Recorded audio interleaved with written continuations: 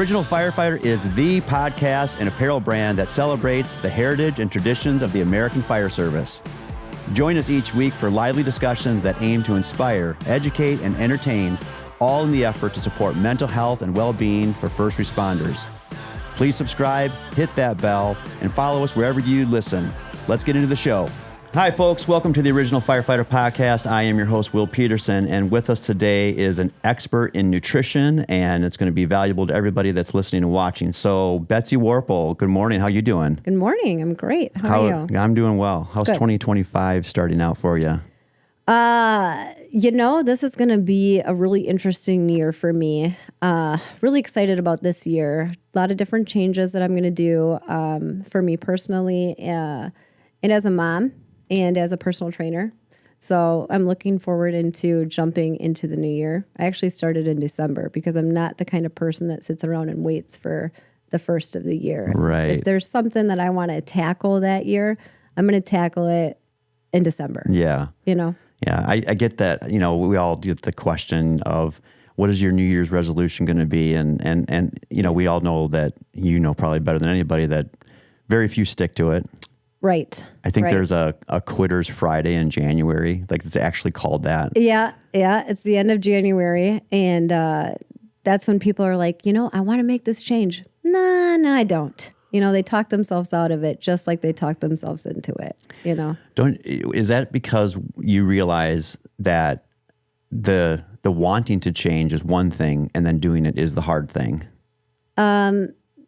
Yes. So as a personal trainer that sees people and they want to change, right? They don't realize how hard the change is, how much they actually have to sacrifice. So a lot of the times I'll say, look at this as a job, right? If you don't show up for work, you don't get paid. Same thing. If you don't show up here, you're not going to reap, and none of the benefits are going to be there. And you're going to be the same person you were in 2024, you know? So you either want to do it or you don't want to do it. Yeah. And I don't lose a whole lot of people right off, when they start in January for the first time training, they stick with me for a long period of time. It's after the 6-month period where they're like, I'm tired of waking up so early, or my body hurts, or, you know, I'm not motivated, or we all go through that every once in a while when we're starting something new, whether it's training or, you know, diet or education or anything like that. After a certain time, we're just like, okay, I need to take a break. This isn't good for me. This isn't fun for me anymore, you know? Yeah.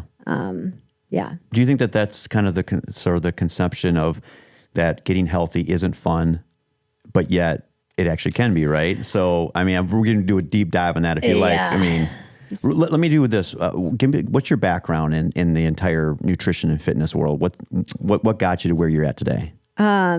So I grew up in a single parent family home. My mom was the only provider in the family, and she worked 2 jobs, and she wasn't around a lot. So I basically raised my brother, and when your parents aren't around, you have no rules, right? You don't have to go home at a certain time. There was a point where if I didn't want to go to school, I didn't have to go to school. Nobody told me to go to school, right? Yeah. So I started to get into a little bit of trouble when I was probably in about 5th grade. Started out really young because I didn't have anybody to say, don't do that. And my grandpa was a member at the Y. And after he was sick of putting up with my BS and getting in trouble, he handed me a pass to the Y, and he said, we're going to wake up and you're going to go to the Y. And I thought, yeah, right.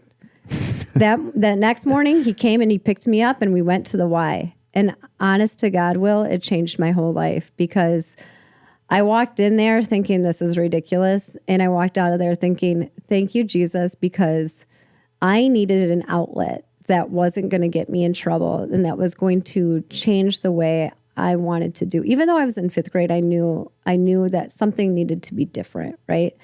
So then I started running, and then running got me into, okay, I can't stay out late tomorrow because I got to get up and I got to run 11 miles, or I got to get up and I got to see what I'm going to destroy in the gym tomorrow. So that's where my fitness actually came in and came into play. and where I realized I needed this. I needed this fix more than anything, you know? Wow. Yeah. So, I mean, that's genuinely incredible, because I think there's so many people out there that they find themselves lost. It's funny you mentioned running, and I've got a pretty significant running background myself, marathons and halves and whatnot. And I've always been fascinated by the Ultraman runner. yeah. And he talks about how he was in brokership, and in New York City, and he was running with the crowd, and the partying and the drinking and all that kind of thing. Yeah. And basically his story summed up was that he just decided one day, he's like, I'm done, and he like walked out the back door of a bar, and then just started running. Yeah. Yeah. And went on to become this national figure, the Ultraman. Yeah. His book is amazing. But I think there's so many people out there that are just lost. And there's a lot to get lost in today's society. For sure. Yeah. Whether it is the party atmosphere and you living your best life. Right. I hate that. Right. Right. Because YOLO. it's like, so you're giving me an opportunity to be bad, but then I got to be good the next morning, right? Like, yeah. And don't get me wrong. I mean, I understand that living those who are doing YOLO, you're living your best life. Many people are doing it through physical fitness and nutrition. Yes. And they are living their best life. Yes. But when you're already kind of in a trench, right, and that's the only place and that trench and everyone around you think they're living their best life, and so then therefore you must partake. Right. You just stay in the trenches. You never get out. Exactly. Yes. Yeah. Yes.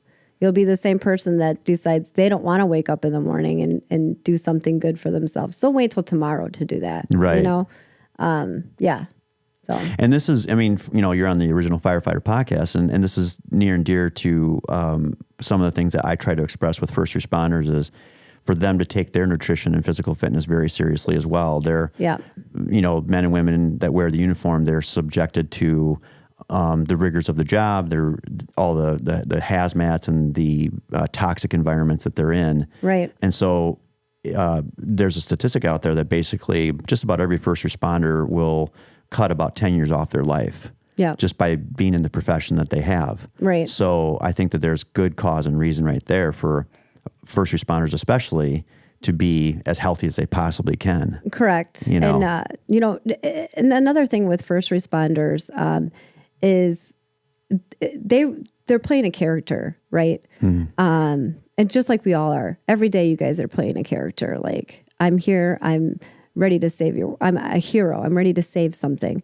But deep down, I think there's a lot of depression that goes into first responders that people don't understand.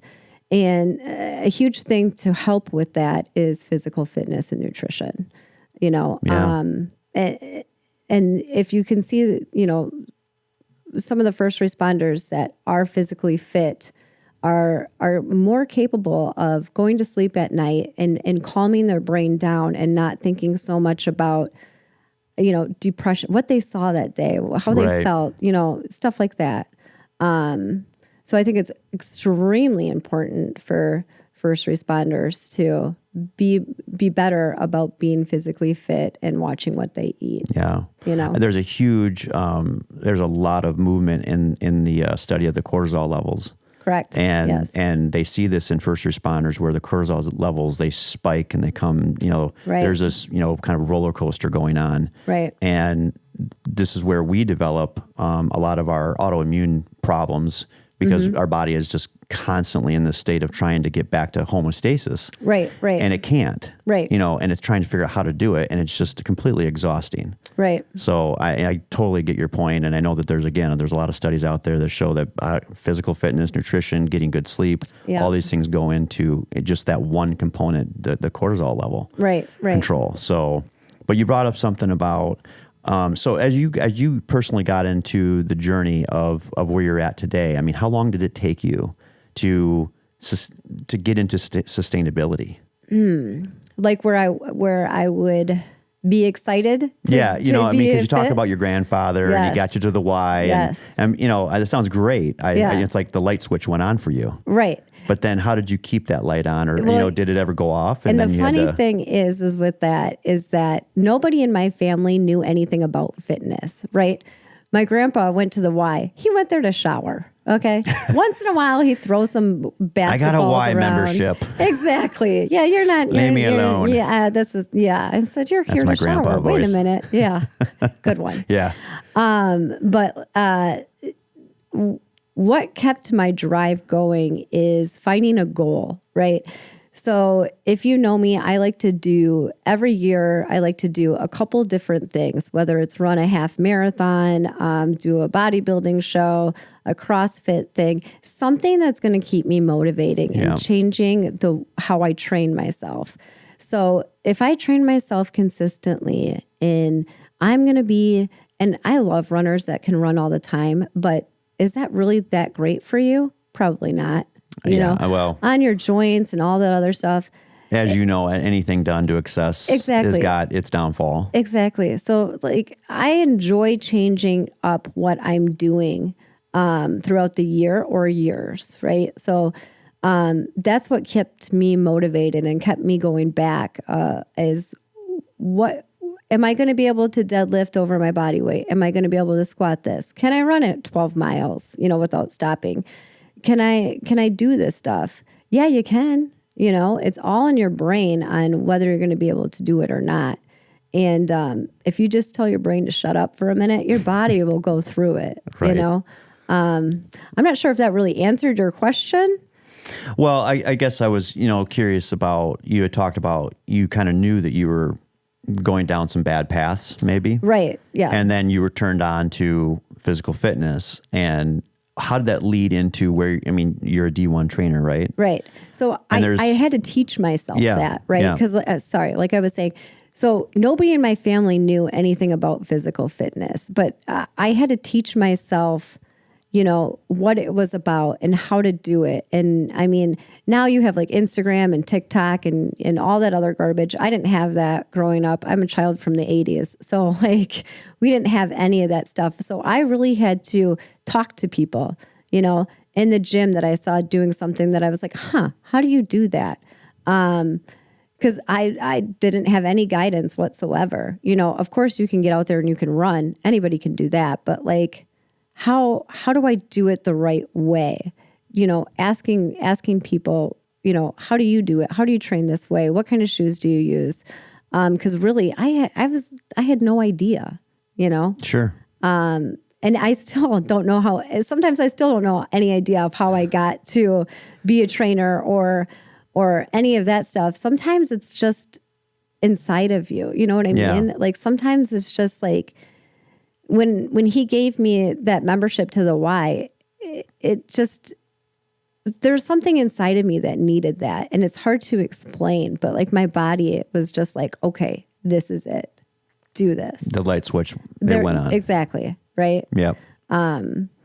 So yeah, I'm not sure if that makes sense to everybody, but for me, it's if you, somebody that makes food really good, like a cook, right? I suck at cooking, but there's some people out there that they don't even need a recipe. They just know how to do it. Yeah. Same thing kind of with physical fitness and nutrition. Yeah. Guidance is great.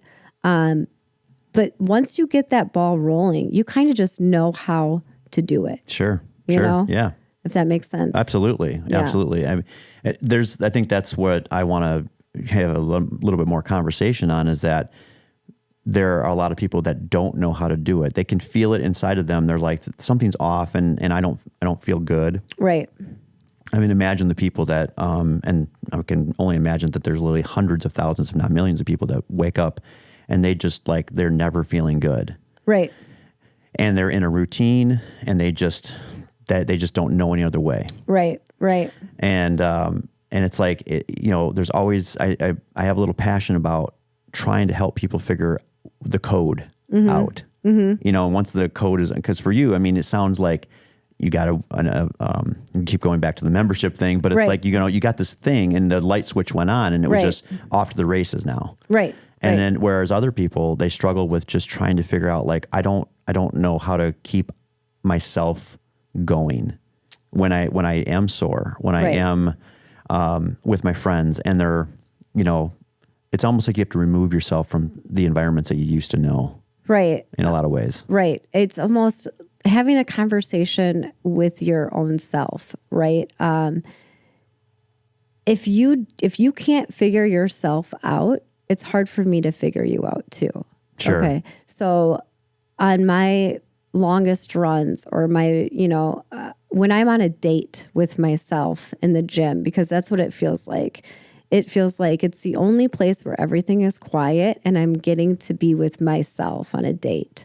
Same thing with a run or whatever. That's when you figure out your best. That's when you figure out what really is ticking, or what really went wrong. Or I've learned a lot about myself and other people on those types of dates where I'm alone with myself in the gym, or on the path to running, or something like that.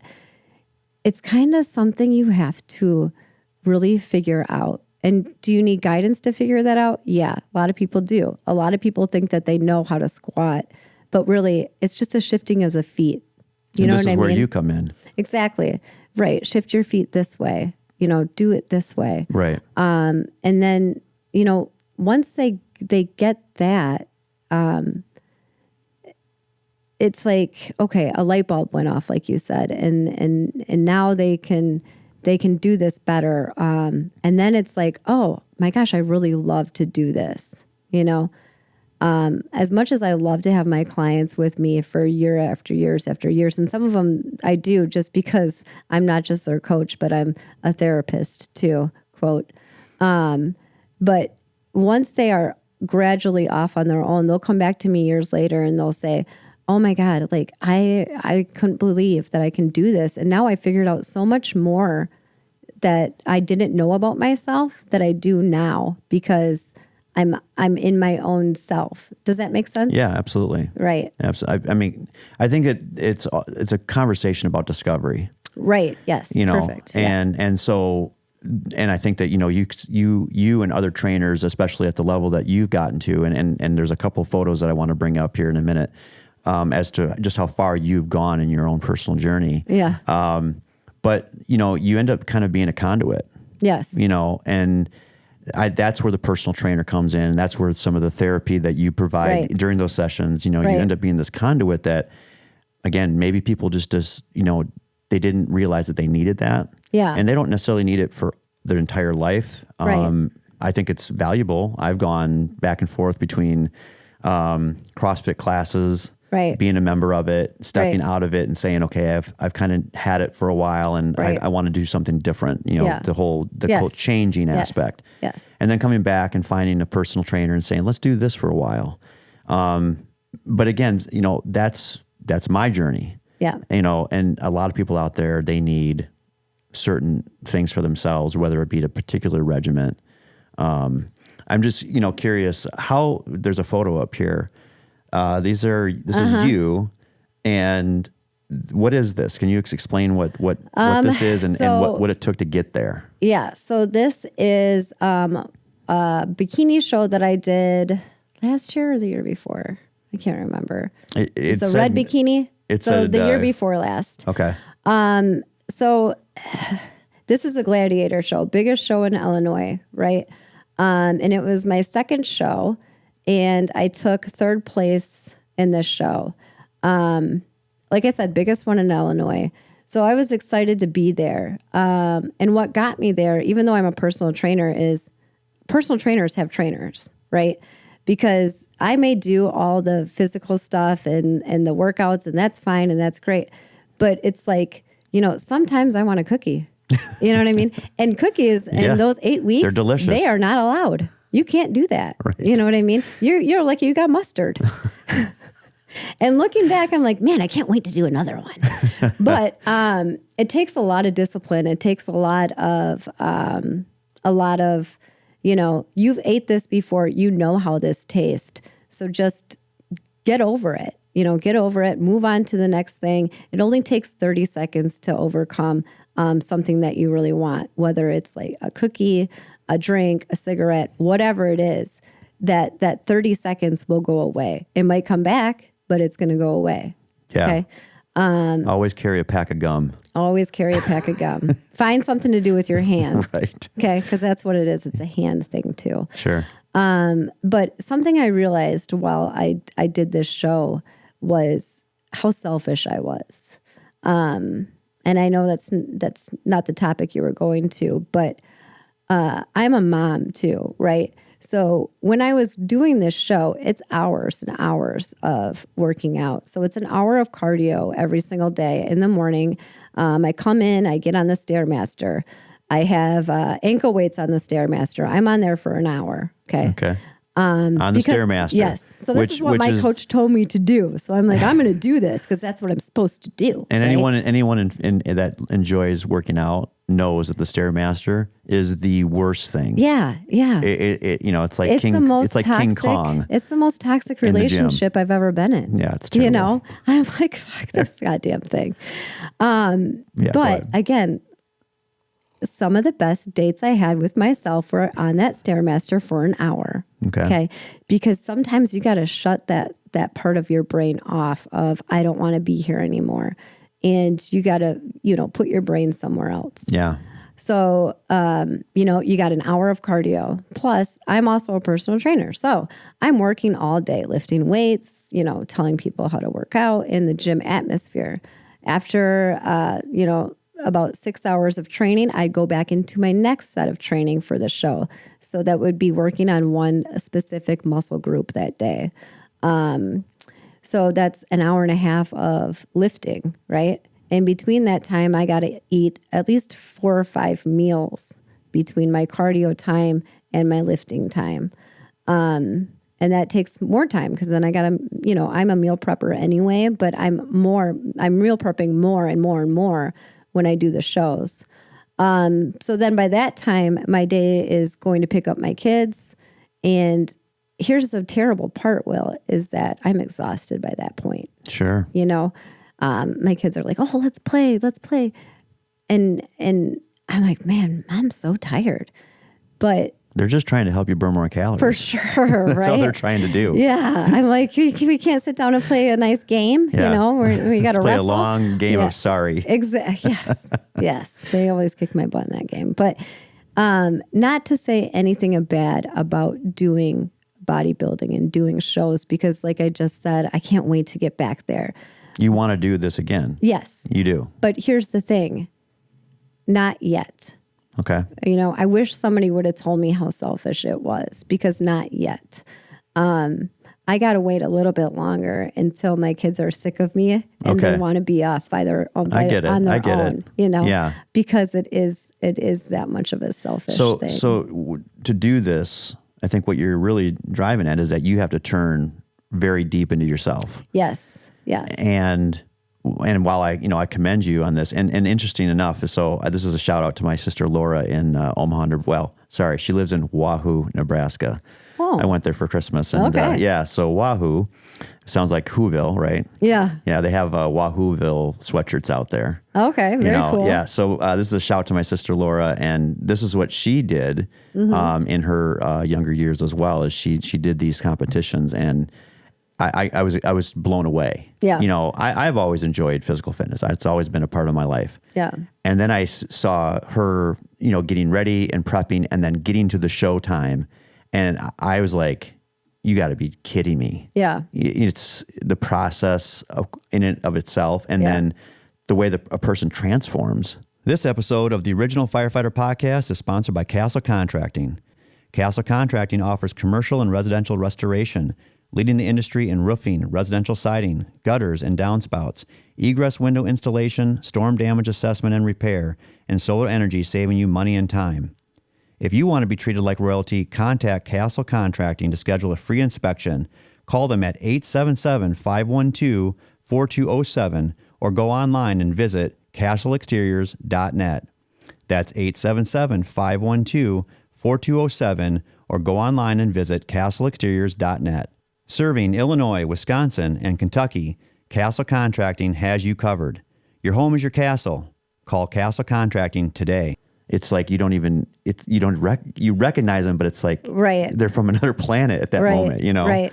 So I see that, and I was just thinking about my sister there for a second, and what a great job she did with all of her fitness travels. Yeah. Look at what you've done and how you say that you had to really get into yourself. Right. But then other things, did they suffer, or was it just They did suffer. Like I said, not that I wasn't being a mom still at the same time. Yeah. But other things suffered because you are spending so much time on you. It's like, okay, now I'm going to have to cut my client list back, Right.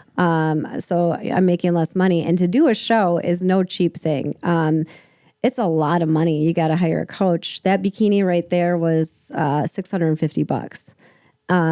It's expensive to even sign up for a show. Then you have to have a posing coach. So you have to have somebody that you pay to show you how to walk around on stage and how to get those muscles to pop. Then you got the jewelry that comes with it. Then you got the hair and the makeup. It's a lot. Lacquering, some sort of like the bronzing on the skin. Yeah, you got to do all that. I mean, that alone is $300. Jeez. I know. Wow. It's a lot of money. And then the show that I did right after this photo, that show really ticked me off because I was 2 points away from first place. And I thought, okay, if I get first place, I'm done with this situation. 2 points away because my hair was in the wrong spot. So you think that the judges are looking at, what you did physically, the diet, all that stuff, the time away from my family, the time I said no to going to Mexico with a bunch of friends, all that. 2 points, lost by 2 points because of my hair. That really got to me, And you found that you knew they tell you that. Yeah. They tell you why. Well, my coach, is he's like, I need to know, because she did everything right on point. And they're like, her hair was in the wrong place in her back pose. And he's like, no, Give me a break. Right. Can you imagine? No, yeah. I cannot. I cannot imagine. Yeah. But I let it go. I'm not mad anymore. I'm just gonna let it go. But it took a minute. It did. Yeah, for sure. So when you're coming out of this commitment, how are you adjusting back to sort of, what we'll call it normal? Yes. That's not normal. That's not normal. It is not sustainable. It's not something you can do for a long period of time. And that's a great question, because I knew right away, being in the training business, being a woman, aware of body fat and how I think I look and how I actually do look. I knew right away that if I gained any kind of weight, I was going to beat the shit out of myself. I knew that if my body fat was going to be higher than 10%, which is unbelievable for a woman, I was going to beat the shit out of myself, because I got to a point where I was at 6%. And I was like, damn, my muscles are popping. Like, this is the best I've ever looked. So I thought, right? I thought, what can I do to make sure that I don't go up into 12, 14, 15, 16% body fat? I thought, okay, I'll go right into marathon training, right? So then I'll stay lean, but I can still eat again. I can still eat like how I ate before the shows. And at first it worked pretty good. And then I realized that my kids are watching me. They're seeing what I'm doing, and they know, like, oh, mom once used to have these desserts and eat these cookies, and now she's not doing a show anymore, but she's still not eating that way. You know what I mean? Yeah. And something, my youngest daughter said to me, something that I'll never forget. And she said, Mommy, my belly doesn't look like yours, And then I was like, damn, they're learning so young about, especially girls, about body images and stuff like that. And I thought, the next day we went out for ice cream. I thought, you know what? This isn't something I want to do for the rest of my life. I got to be normal, right? So forget the marathon training. Forget the fact that I, didn't eat the things that I used to like to eat. And what am I showing my girls, right? So that kind of switched my head into thinking, Wow. 80-20, right? 80% of my diet needs to be clean. Everybody, 80% of your diet should be, fuel for your body. That's kind of like a stamp you could give everybody. Absolutely, right? And when I say this to people, when I say this to my clients, it's like, oh shit, yeah, 80% should be clean, 20% should be what you want. Because why are you going to deprive yourself of things that you love? Right.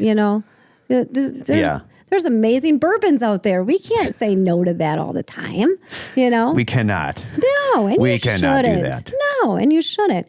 You should think 80% clean. That means you should know what you're going to eat before you leave your house that day. A lot of people come up and they're like, oh, what should I eat for lunch? How do you not know? You need to know what you're going to eat, that day. That's going to keep you on the right track. So it is a plan. Right. But obviously, individuals like yourself that go to the level of the bikini contest, the muscle building competitions, things of that nature, that's a whole nother plan. That's like a plan that goes out to Mars. That is a plan that goes out to Mars. And then you come back home. Yes. Out in Mars, you're measuring everything and you're making sure all those calories have been counted for. And here's the thing. I actually ate more when I was prepping for those shows than I normally would. It's just what you're eating. Right. Yeah. You're getting in the gram, probably more maybe even of protein per. Yes, absolutely. Yeah, for per pound. Right. Yeah. Yeah. And, I read an article, and I think I want to be accurate, but I think this came from like Brad Pitt, I think it was. Okay. He was getting ready for a movie and, just getting cut, lean, looking awesome like Brad Pitt does. Mm-hmm. But he made a point in his article where he said, you don't want a six pack. Yeah. And I think he was talking more even to men, per se, where you think you want that six pack. Yeah. What you have to do to get it. Right. And then keep it. And he was talking about how he did a scene where they wanted him to have the six pack. Right. And when he got it, they shot it, and within a day, the six pack was gone. Yeah. Like you just can't keep it. Right. On you. Right. And I always stuck in my head, that it looks great. Right. Even guys want what we want too. Right. But then you look at what it means to get it. Right. And some of us just cannot. Well, here's the thing. Once you get those ab muscles, they don't go away. They just get covered. Right. So they're always there. It's how you're eating that's going to get them to come back. Sure. So once you get that core, you're stronger in everything else that you do. Your squats, running, lifting, anything that you do once you get that core. And it like I said, it'll always come back because now you've made a stable core, Right. It's kind of like riding a bike. You know how to get it back. Sure. So if it's swimsuit season, I'm going to get my core going and it's going to come back next year. Yeah. At swimsuit season. Yep. Let's get covered up in the wintertime. You got to get rid of those sugar cookies you had at Christmas. Those damn sugar cookies. They're so good. Damn it. So as you're coming back from Mars and you get back to, ground zero, or, whatever you call home base. Yeah. But you before we were, getting ready for the conversation, you had brought up some of the personal depression and how do you manage, how do people manage that? If there's, and I don't mean to play psychiatrist, or psychologist, people have to figure themselves out. It was great that you said that earlier. Right. You can't do that. Right. But we know in our society that so much of the pressure that we're feeling on that is upon ourselves, it is a part of the social fabric that's being pressed on you. Right. Whether it's through social media, not to mention there's so much information that conflicts against, you hear one thing, eat this way or work out like this, and then you'll scroll up and it'd be like, no, do the other thing. Yeah. And then, add on to that, the this people that self-criticize, they look in the mirror and they don't like what they see. Right. I was floored the other day, and I won't say it, but he's a great friend of mine. And he's taller than me. Mm-hmm. He's got dark hair. Yeah. He's a good looking guy. Yeah. And he told me, he goes, yeah, I'm self-conscious because of how tall I am.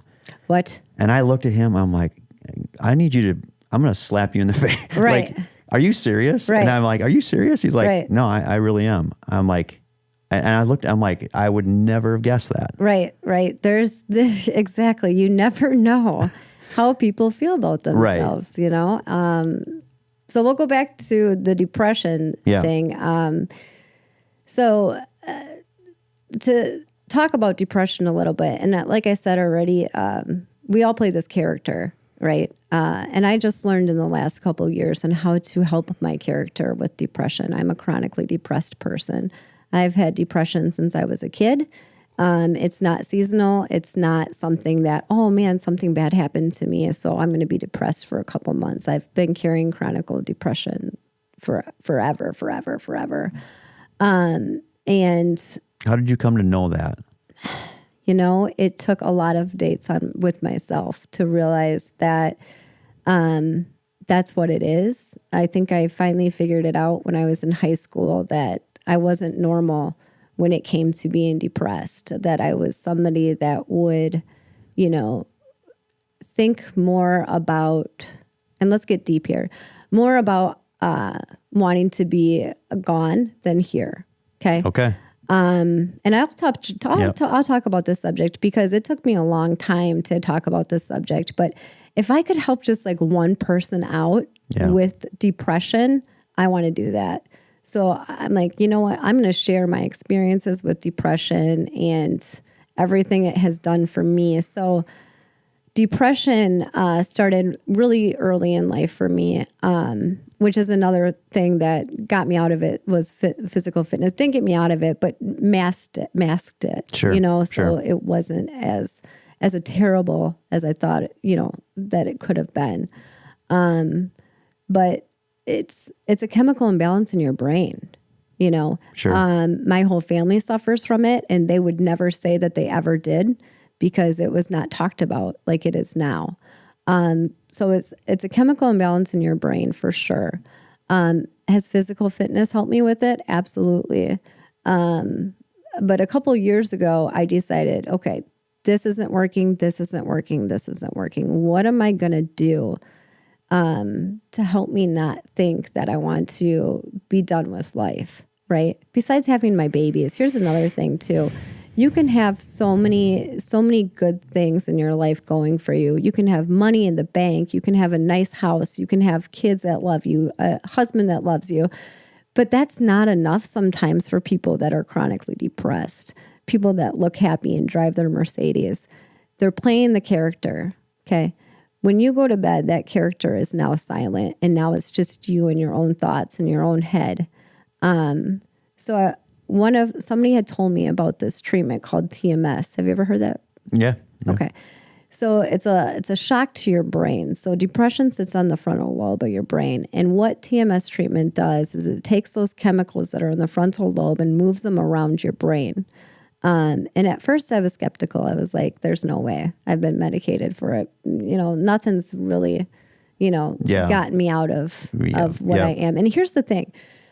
When I told my friends that I was going in to have this treatment done, they had no idea I was this depressed person. They had no clue.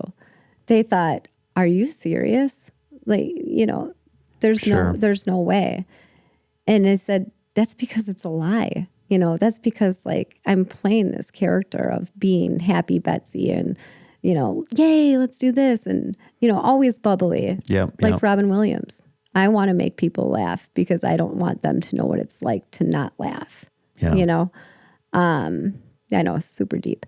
So and then we're glad to keep going because I mean, you bring up Robin Williams. I mean, there's so many other, Anthony Bourdain hit me hard. Yeah.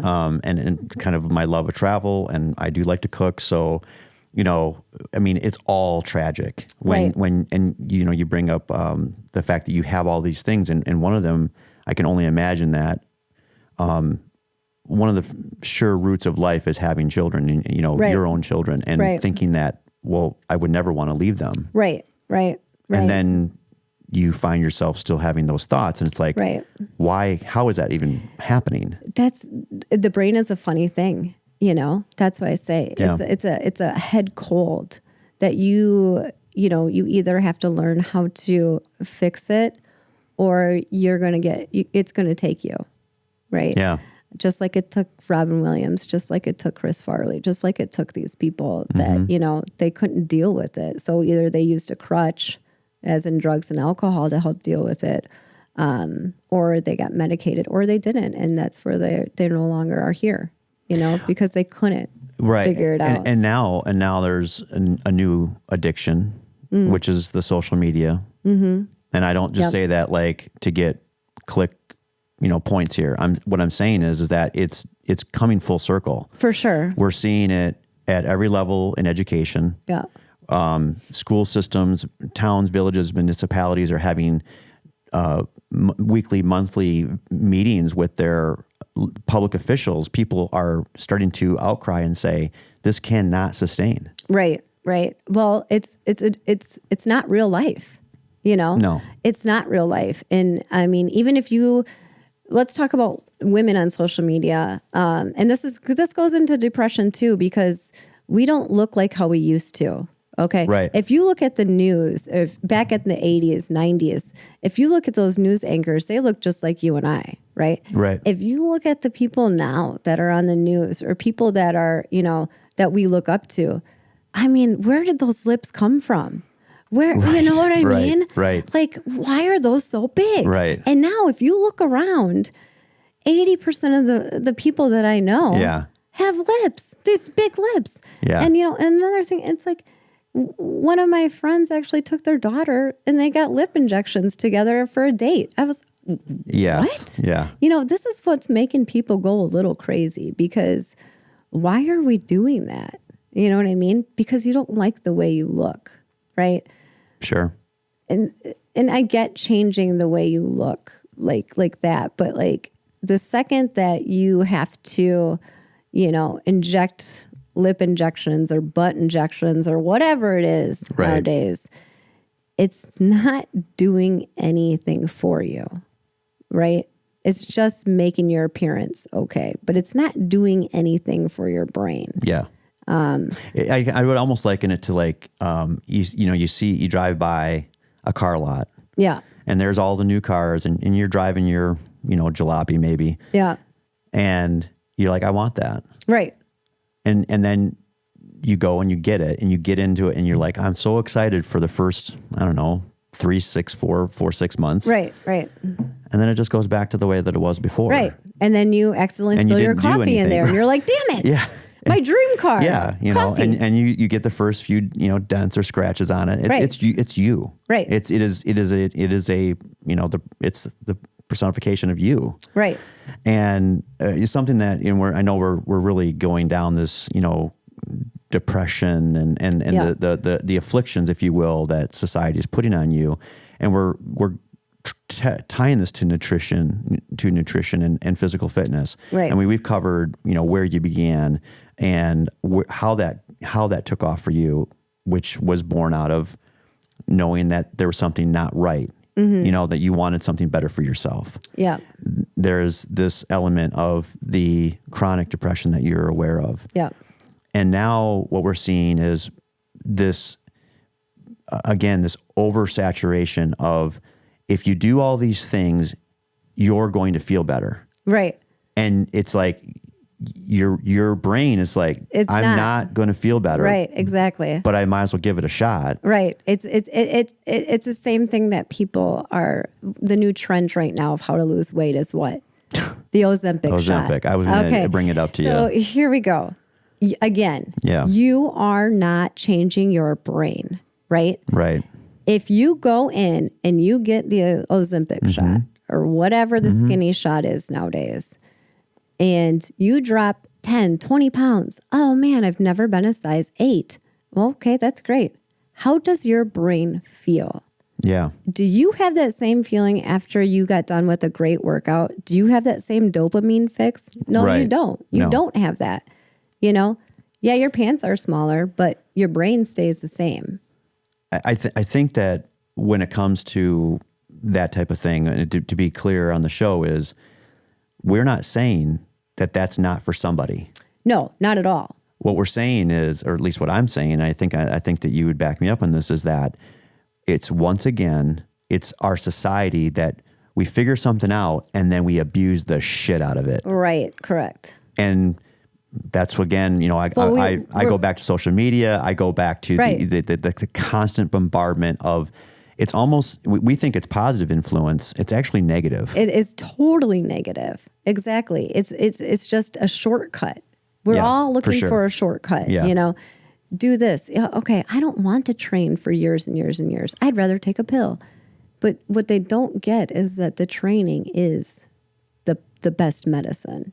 You know what I mean? Yeah. That's the best medicine. Yeah. That's the cure. I look at people that maybe they take a shot, you know, the skinny shot. Yeah. And again, we've already labeled it that. It's fun. I've just caught myself, you know, following, you know, what you had said, and I've heard that term hundreds of times already. Oh, the skinny shot. Oh, the skinny shot.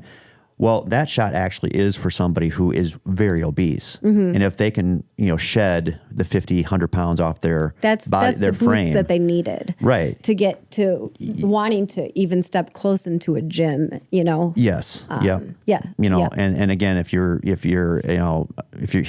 already circling the drain, you might as well, let's get you something. Right. Okay. Right.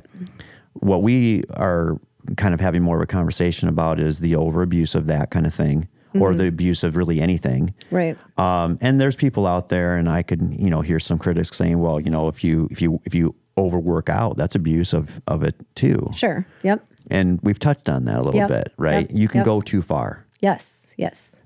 And so now let's go to where you think, how do you find the happy middle? How do you help people find that?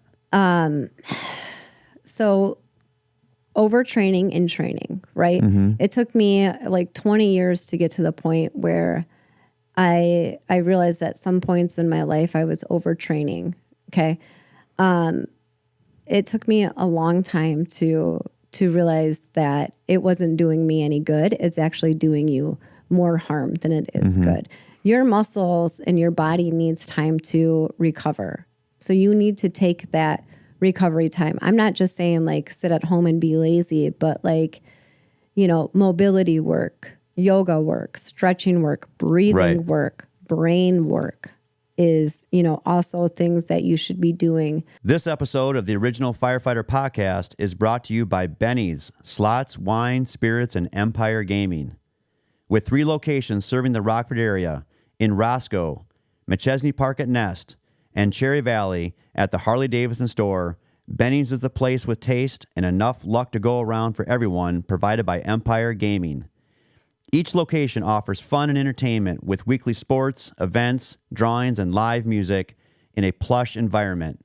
As a side note, I recently had my retirement party this past summer at Benny's at Nest in McChesney Park, and they gave us the VIP experience all around. For the best atmosphere, for the best entertainment, head to Benny's for good drinks, good friends, and good times. Stop in at a Benny's location near you today. On those off days. But I like yesterday, I didn't get a chance to work out. And I even have I brought a treadmill at home so I could do my cardio work at home and still have my kids play in the basement and still me be, you know, somewhat present. Okay. But I told myself yesterday, I was like, I didn't get a chance to work out. And I had to tell myself, it's okay, Betsy. Like, it's okay that you didn't work out today. You know, your pants are going to fit the same tomorrow. You know what I mean? Right. You got to be okay with the fact that you didn't work out that day. Were you up and moving? Yeah, of course. You know what I mean? But then you're going to go to the gym the next day and here's the mistake that people make on a day that they didn't get to the gym and they're obsessed about the situation. They're going to go to the gym the next day with ADHD almost, right? Because they're going to be like, I need to do this, and I need to do this, I need to do this and this. No, just relax, okay?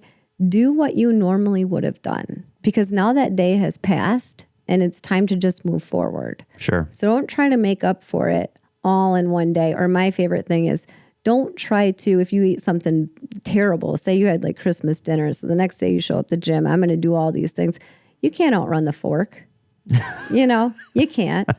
Okay. That's good. So just do what you were going to normally do, because you're going to do more harm than good. Your muscles aren't going to get a chance to recover. You're going to overeat because you worked out so hard. Yeah. That's another thing too, is you get hungrier when you work out. So you're saying don't beat yourself up over it. Don't beat yourself up. It took me a long time to not literally kick my ass for not working out. I think that's what makes, you a great person to be on the show for this particular, topic, is that you are speaking from a place where you did that to yourself. Yeah. Okay. And if I kind of read it right, you manage that. Yeah. So that you don't continuously do that. You don't want to show, for example, your kids, that kind of a reputation. Right. And those that are listening and viewing are thinking to themselves, hopefully, that there's a path for them, but they don't have to lose themselves. They don't have to bury themselves in guilt if they don't stick to something, every single day. But the 80-20 rule. Right. Right. And I think you make a good point about, if you go in the next day and you're trying to recover from that day that you ate poorly, or you just skip the routine, or you skip the workout altogether, you're just going to make yourself that much sore. Right. And go, well, now the next day comes and you're like, you know what? I'm not going to go in. Exactly. I'm so sore. Because I can't move. Right. Yeah. So getting that routine. Exactly. Just what happened yesterday happened. And, like I said, I didn't get a chance to work out yesterday. Am I going to try to get in there and run for 18,000 miles? No. Am I going to do my normal 3-mile run that I had planned today?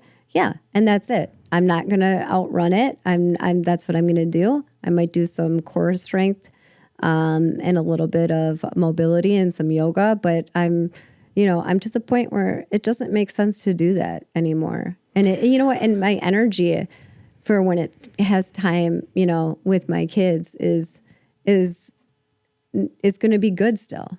I'm going to want to wrestle my youngest one and, put Legos together with my oldest one and do all that. And I'm going to have that energy, as opposed to if I spent 3 hours in the gym, because I didn't get to go there yesterday. Right. What's your opinion about changing up the routine from time to time? What's the benefit of that?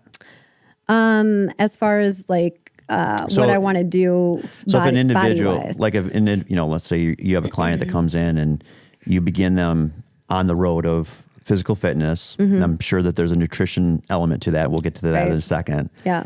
But just the physical routine about, they start here at we'll just say, they start at X and you want to get them to Y. Right. And at what point do you turn and say, okay, we've been doing this for a while, now it's time to change and to kind of trick the body to start doing something new? Right. Excellent question. So the second I see my clients not having results anymore, the second that I see that, because I'm the first person to notice when they've lost inches, right? Yeah. So there's a plateau. Right. Okay. I'll notice. I'm like, something's not working anymore. Mm-hmm. And I like to change my clients' workouts, every 8 weeks-ish, depending on how the client's doing. It might take weeks for a certain person to actually get the reps right and the form right. You know what I mean? Yeah. So it just depends. But the second that I see that they're not having the same results, either A, they're eating something they're not supposed to be eating. And you can't lie to your coach. I'm sorry, you can't. I've tried it. Doesn't work. They know. So it's better to just confess. You hear that, everybody? Just confess to your coach of what you're eating, because we already know. Because you're not going to outrun the fork. Exactly. But that's when I change it, right? Yeah. So if I'm with somebody and we're used to doing a circuit training, right? And we're used to doing, 4 or 5 exercises in a circuit. And I notice, okay, this isn't really working. Then I change that. Okay. Then I change that from either depending on what the situation is. Sometimes I'm like, okay, we're going to run a higher heart rate for the next 3 weeks than what we're normally do. And then that'll get their metabolism to change in a different way. Or I notice that they're not gaining as much muscle, right? Yeah. Then we'll go into more working on a certain muscle group instead of doing the circuit training. Right. So that, like I said, it's something that intuition goes a lot with training people to, and really knowing, who you're working with and their body, plus it keeps them from not being bored. A lot of people don't want to come in there and do the same exercises over and over again. Even though it is very beneficial to repeat, it's also very beneficial to change it up just as much, I think. I think that's interesting in and of itself that, the gym for many represents a place of happiness. Yeah, yeah. Okay. And it should. Of course. It's a playground. We're like at recess. I think, a trainer that I've had in my life where he has said, if you're not happy, why are you doing this? Right. Actually, to go one step further, Arnold Schwarzenegger actually said that. Yeah. He said, he's like, he would always look at people in the gym and they would be so down, and sad to be there and, upset. And he's like, I was always smiling, he's also a specimen, but it's like, right. his point is that if you're sad about it, if you're mad about it, why are you doing it? You ain't going to stick to this for very long. Yes. The other part about, say just going into a gym is that I feel very comfortable in a gym. Mm-hmm. Many people don't. Yes. And they just. Good point. Yeah. Go ahead. And it's not just women, it's men too. Oh yeah, for sure. This is my 4th, we work out at the same gym. So this is the 4th gym that I've worked in. And men too have this problem just as much as women. They're very intimidated. Okay. And it's because they don't really know where to start, right? Mm-hmm. They know that cardio is good for them. So they'll stay in the cardio area. And they don't wander much after that. Once they sit down and talk to me and I let them know that it's just you and me here and it's kind of like we're in a bubble, then they get more comfortable of coming outside of their zone, their cardio area or whatever area that they're most comfortable in. It's because they don't feel comfortable, right? Like they don't know what they're doing or they feel intimidated or it's a scary thing of, not knowing how to do something. Like if you were to perform brain surgery today, would you know exactly what to do?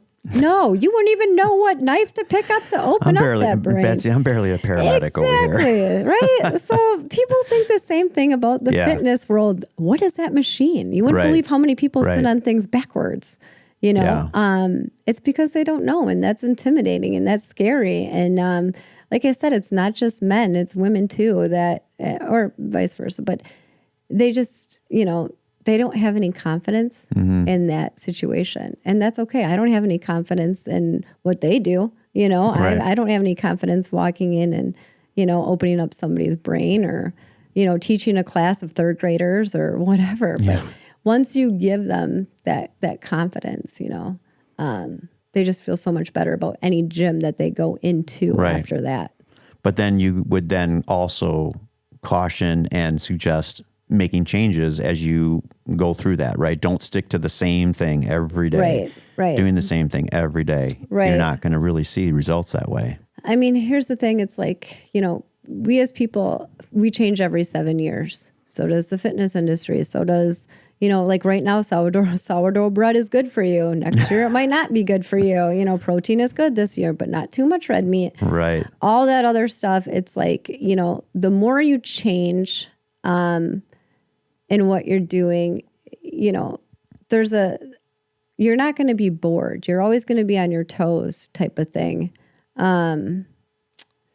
That's why I don't. I would think the second that maybe not the second, but when you do realize that you're bored, that would be the signal to do do something different, change it Correct. up. Right.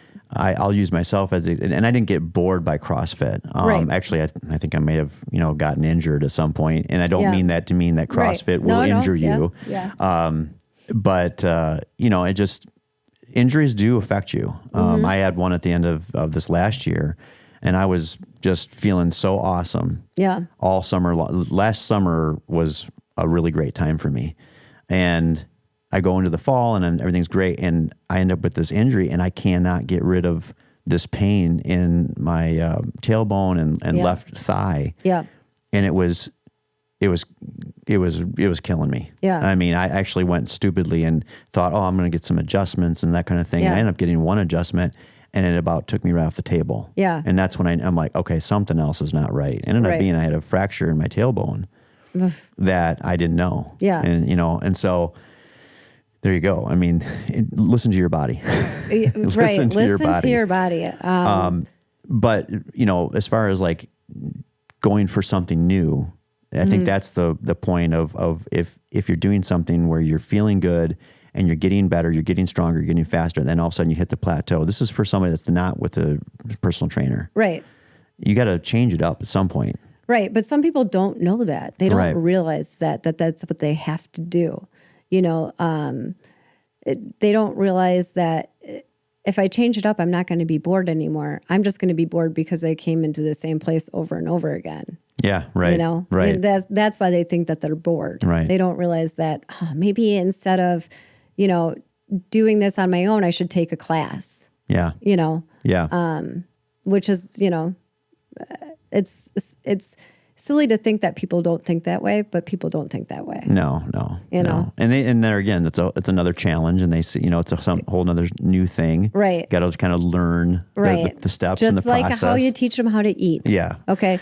It amazes me that people do not know how to eat. No. We're going to talk about that now in our kind of last part here. So a lot of people that I talk, I don't know, I don't mean to say amazes me, but because it is a science to how you're eating and how your body responds to food, but they don't realize what they need to eat, right?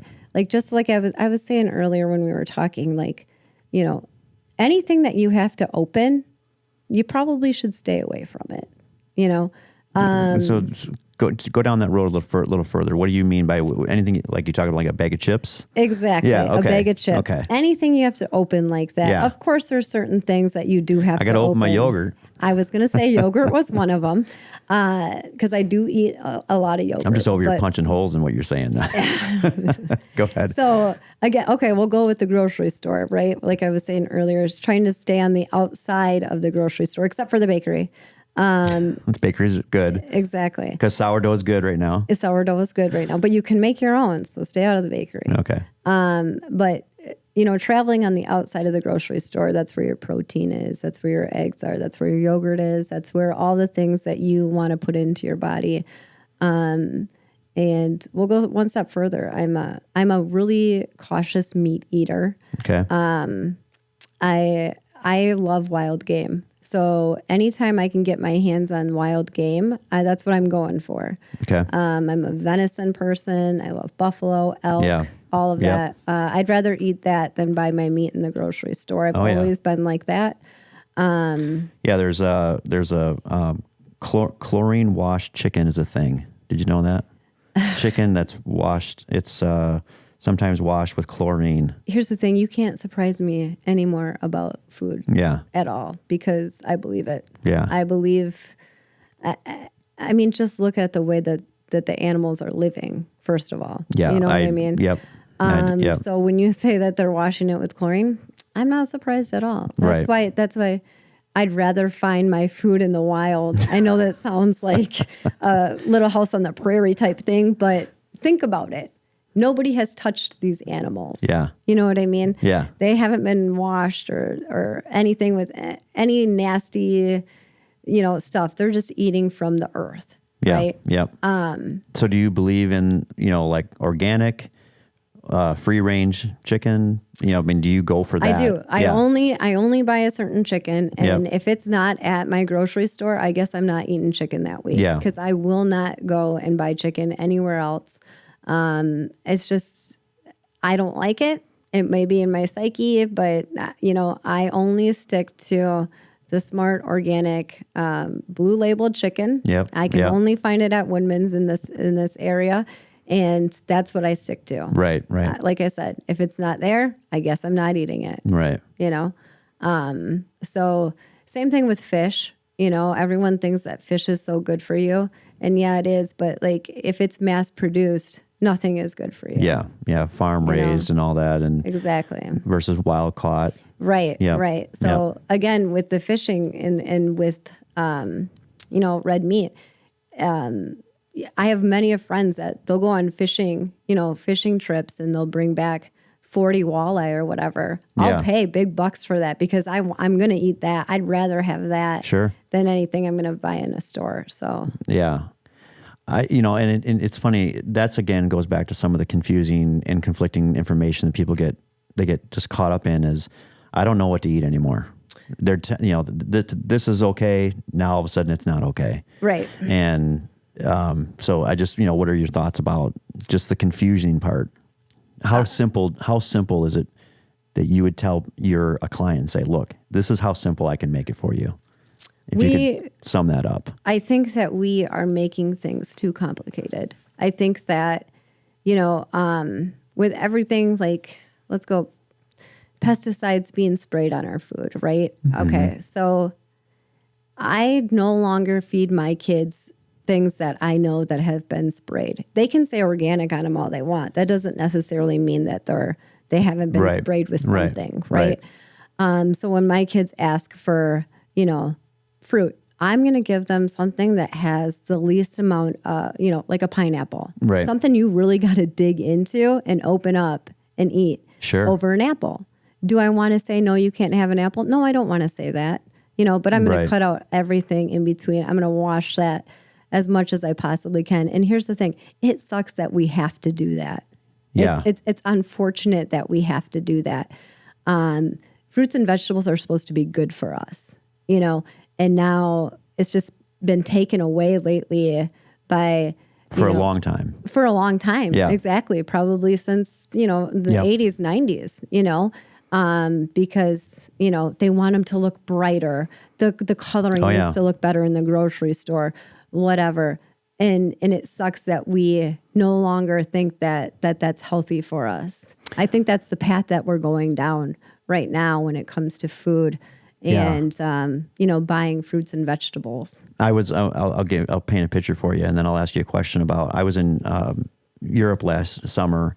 Again, why last summer was so great was that I was able to go to England and Germany and Austria, and I was going through fresh fruit markets. Yeah.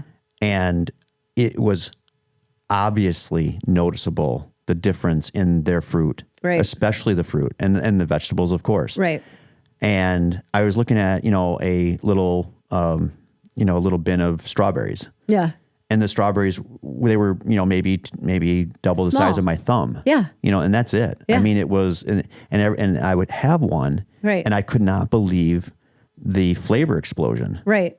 Just how good it tasted, the density of it and the consistency of it being very solid. Yeah. And then you come back over here, and I mean, I was literally let down when I had that experience. And then I came back here and I'm like, oh, this sucks. And this strawberry is like the size of your head. Yeah, it's the size of my head. It's all full of water, and it's, it's just not good. I mean, same thing. I went to Jamaica and had an apple. And I thought, well, this apple is a weird color. It's a weird color because it's not bright red. Right. It's not what it's supposed to look like. And it actually fits in it's small, Exactly. Right. So I'm just, I'm curious, what are your thoughts about, he's, in the news lately, Robert F. Kennedy Jr. Yep. And he's on the campaign of, make America healthy again. Mm-hmm. Certainly he's playing off of Trump and that whole situation. And think what you want about politics, but do you think that he's got the right message now? Even if he's the deliverer of the message, should we all be picking up on that message and saying, yeah, let's do that? Or, Yes and no. Okay. And let me tell you why no. Why no? Because you will always have the people that are going to stop by McDonald's. You'll always have the people that are going to grab fast food. And those better not be the same people that are complaining about the fruits and the vegetables and all the other stuff. Right. Because you know what? You're part of the problem. You shouldn't be able to buy a hamburger for $2. That shouldn't be a thing. I know that's a good point. I know that seems like it's a great thing, but to me in my brain, I'm like, man, that meat must have came off the interstate, because how can you buy a hamburger for $2? Right. Right. No, that's not good. Right. So to get back to your question, it's like, we are our own problem. Stop blaming the government and blah, blah, blah. Yeah, they're adding this crap, to our food, and they're doing all this horrible stuff. But, at what point can you make your own choice and say, I'm not going to eat that, or I'd rather, make my own garden. Right. Or I'd rather find somebody that is a hunter and pay them, because there's a lot of people that will do that. But what if the Make America Healthy Again movement, the campaign of it, what if it does get rid of, for example, potassium bromide and titanium dioxide, these things that we allow over here in the United States? We just got done talking about how, over in Europe, and you were in Jamaica, and everything just looked better and tasted better. What if we can achieve that? I think that would be a huge deal. I think that would be a huge stepping stone as far as our health inside of our body. You know what I mean? Yeah. As far as how we're living longevity wise, and how our, less aches and pains, because all that stuff is, adding inflammation and all other kinds of nastiness. I keep hearing that. I hear autoimmune deficiencies, and inflammation, just, going crazy. Yeah. They say diabetes type 2 is way up, chronic illnesses, infertility, mental health disorders. And here's the other thing too. Autism. And autism for sure. Yeah. But here's the other thing with like cholesterol and diabetes and stuff. And I'll dig into a little bit of this. I don't really want to do a lot of it, but at what point is there nothing wrong except for your diet, and your doctor is saying you should probably go on this medication because you are pre-diabetic? At what point should they say, instead of doing that, let's do this instead? Right. You know what I mean? Yeah. So it's like, the pharmacy has to stop winning. exactly. Yeah. So is the food going to change? Because if the food changes, pharmacies are going to have to change too. Don't you kind of agree? Sure. You know what I mean? Yeah, like I do. if we're going to be healthier, let's get healthier then. Yeah. Yeah. Yeah. And I don't know if that's going to be possible.